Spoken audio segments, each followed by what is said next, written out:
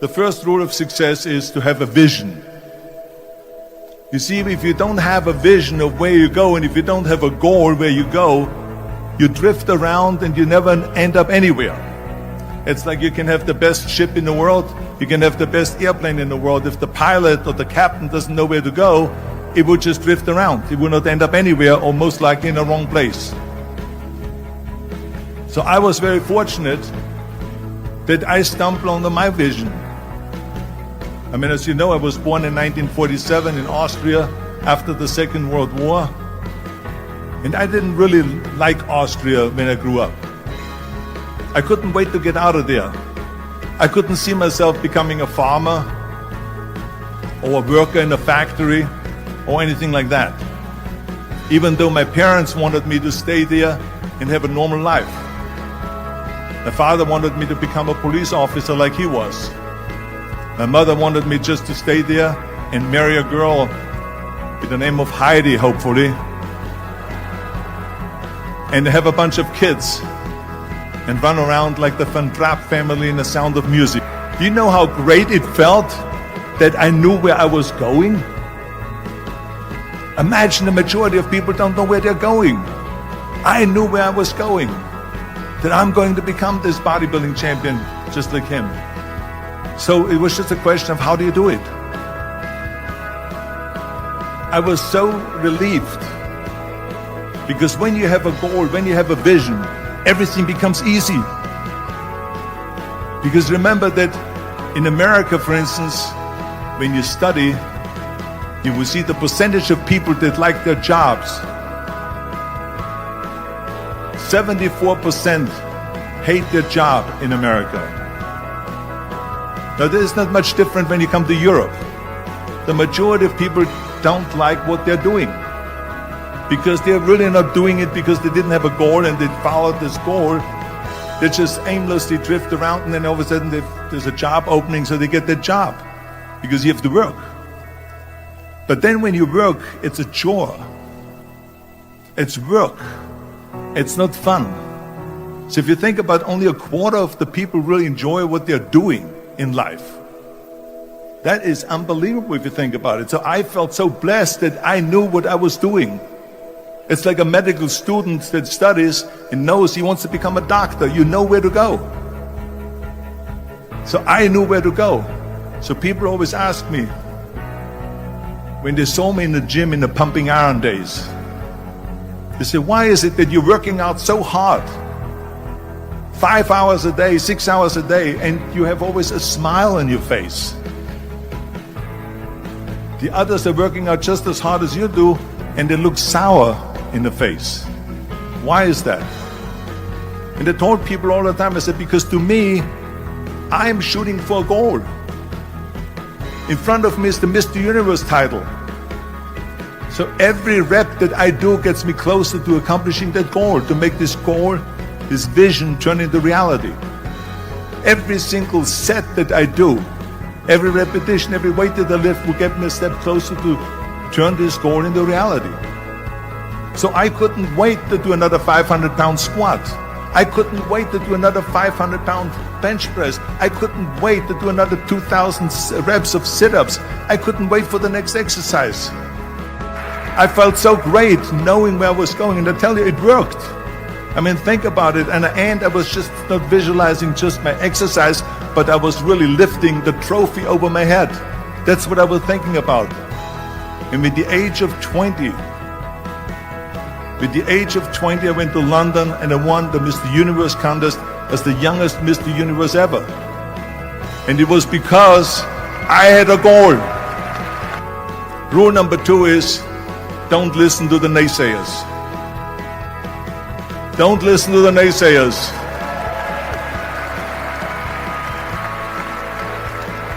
Everything I ever did, the thing that I heard out of people's mouth was, that's impossible. That can't be done.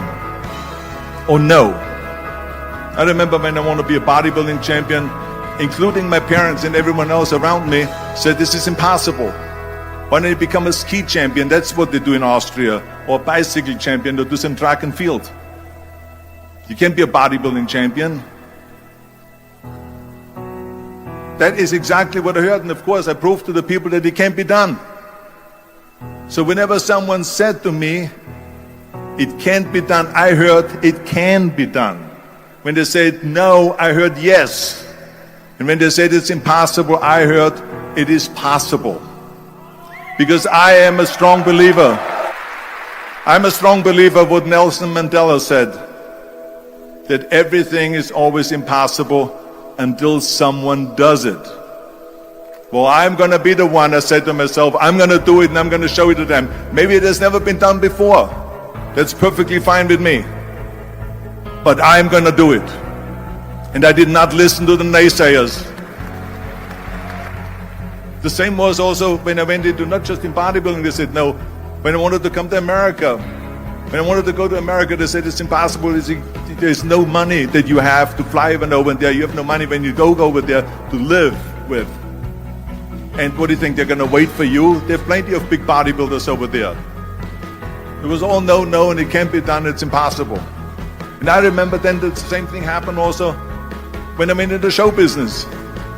Can you imagine, I was now a bodybuilder, I weighed 250 pounds, I was Mr. Olympia 6 times, I was Mr. Universe 5 times, and Mr. World and Mr. International. I won 13 World Bodybuilding Championships altogether, and now I said to the agent, the Hollywood agent, I want to get into movies. He said, this is the kind of stuff that I heard. They said, no, you see, it's impossible, and plus your name who can pronounce Schwarzen Schnitzel or something like that. No one can pronounce that, so forget about it, Arnold. It's all about the hard work that you put in. I said to myself, in bodybuilding, I worked out 5-6 hours a day. I'm going to do the same thing now for acting. And of course, I went to college to study English. I studied voice,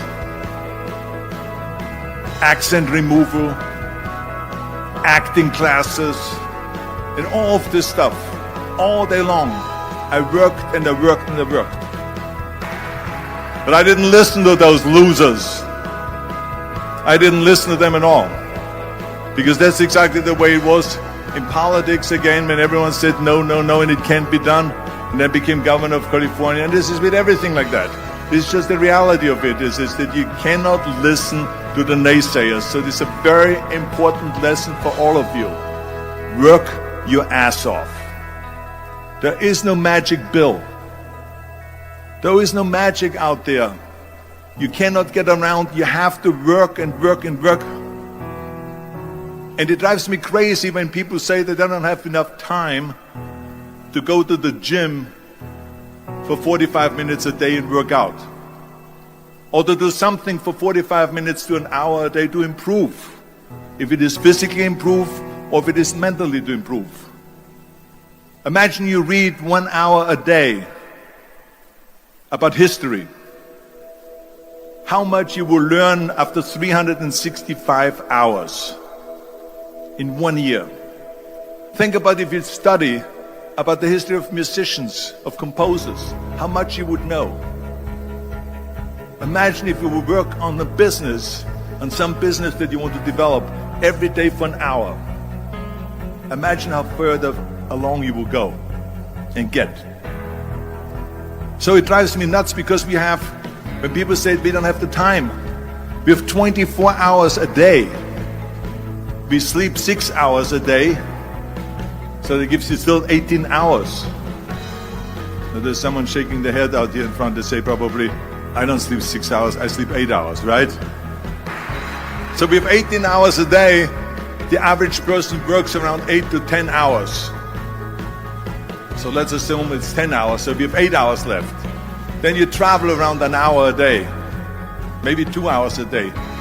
So now you have still 6 hours left. So what do you do with these 6 hours? What do you do with these 6 hours? Then we eat a little bit, then we schmooze a little bit, talk a little bit to people and all that stuff. But you can see how much time there is available if you organize your day. So you got to work hard. I mean, let me tell you something. When I went to America, I went to college. I went and worked out 5 hours a day. And I was working on construction. Because in those days in bodybuilding, there was no money. I didn't have the money for food supplements or anything. So I had to go to work. So I worked in construction. I went to college. I worked out in the gym, and at night from 8 o'clock at night to 12 midnight, I went to acting class 4 times a week. So I did all of that. There was not one single minute that I wasted. I became very friendly with Muhammad Ali in the 70s. And Muhammad Ali worked his butt off. And I saw it firsthand. And I remember that there was a sports writer that was there in the gym when he was working out and he was doing sit-ups.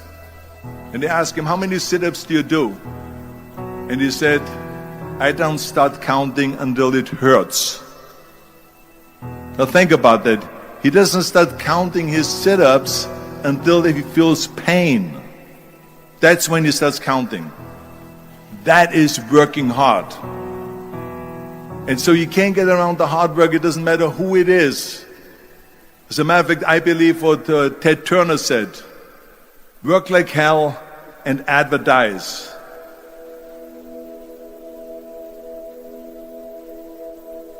You get it? Work like hell, go to bed, and early to rise.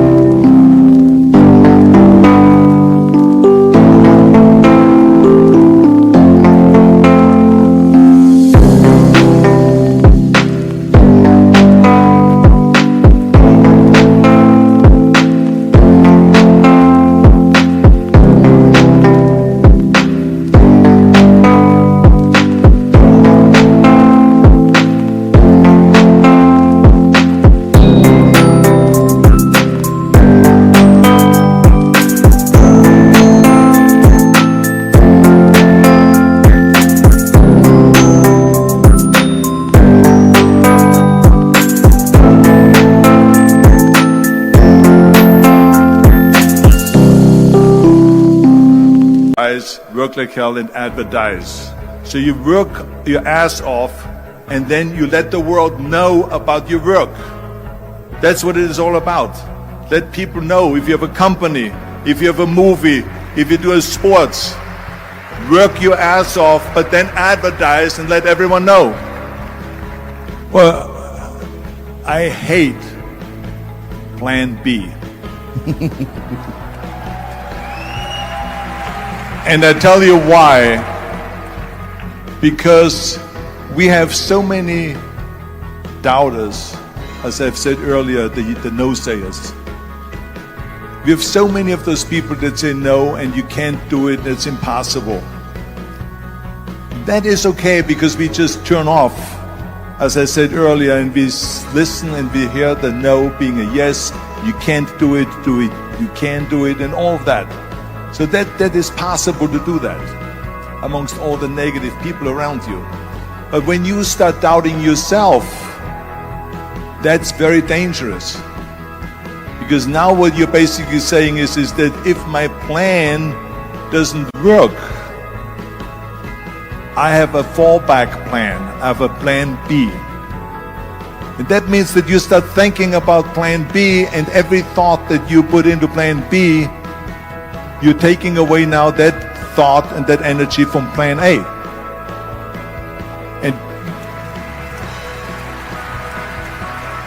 And it's very important to understand that we function better if there is no safety net, because plan B becomes a safety net. It says that if I fail, then I fall and I get picked up and I have something else there that will protect me.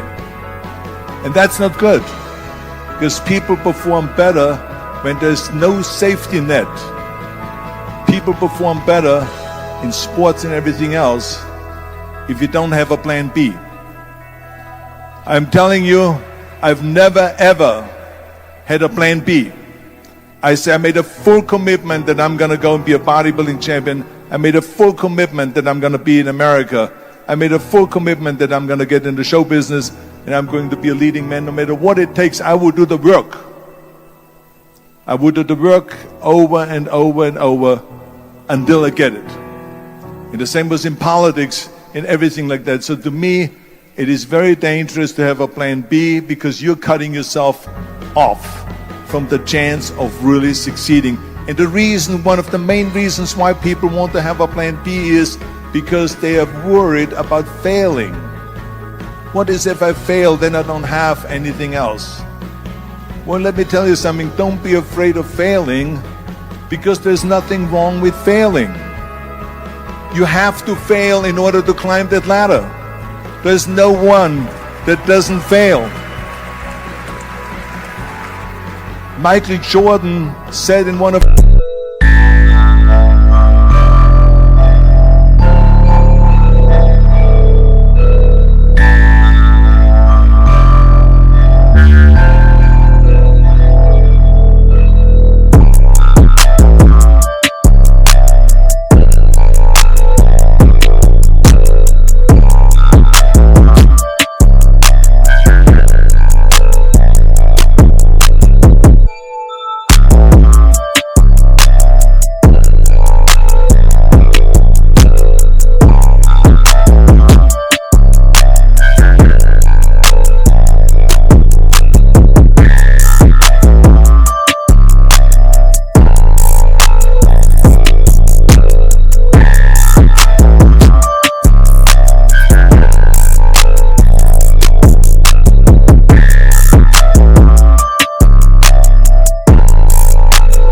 his interviews when they said, "You are unbelievable, you're the greatest basketball player of all times." I mean, tell me about that. And he says, "Well, you're just mentioning the successes." But he says, "For me to become the greatest basketball player, I missed 9,000 shots when I was playing basketball at the NBA games." So during these games that he was so successful, he missed 9,000 shots. Does it make him a failure? No. He's one of the greatest basketball players of all times, but he failed. What is not okay is that when you fail, you stay down. Whoever stays down is a loser. And winners will fail and get up. Fail and get up. Fail and get up. You always get up. That is a winner. That is a winner. Hey, we all lose. We all have losses. This is okay. And this is why I say don't be worried about losing, because when you're afraid of losing, then you get frozen. You get stiff. You're not relaxed.